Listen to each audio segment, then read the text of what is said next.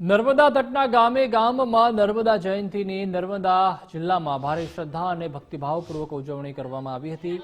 નર્મદામાં મોટી હોડીઓને શણગારવામાં આવી હતી, જેમાં એક મોટી નાવડી અને 10 હોડીઓનો કાફલો સાડીને સામે કિનારે લઈ જઈ બે કિનારે પહોંચી 1500 ફૂટની સાડી નર્મદા મૈયાને અર્પણ કરાતા નર્મદે હરના નાદથી નર્મદા કાંઠો ગુંજી ઉઠ્યો હતો।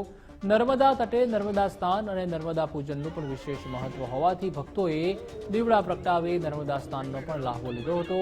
1500 ફૂટની 100 જેટલી સાડીનો તાકો સુરતથી લાવવામાં આવ્યો હતો, જેને મોટા રોલ સ્વરૂપે વીંટાળવામાં આવ્યો હતો। સાડી અર્પણ કર્યા બાદ આ સાડી પ્રસાદી રૂપે ગામની મહિલાઓને વિતરણ કરવામાં આવતી હોય છે, ત્યારે માંગરોળ મંગલેશ્વર ઘાટ પાસે આ કાર્યક્રમનું આયોજન સમસ્ત ગામ વતી કરવામાં આવ્યું હતું।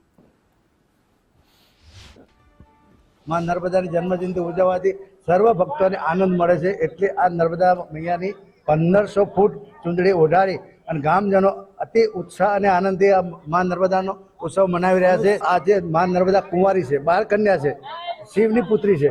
એના પૂજન કરવાથી માં દરેક કષ્ટો આપણા દૂર કરે છે। નર્મદાને સાડી અર્પણ કરવાનો કાર્યક્રમ ભવ્ય રાખવામાં આવેલો છે।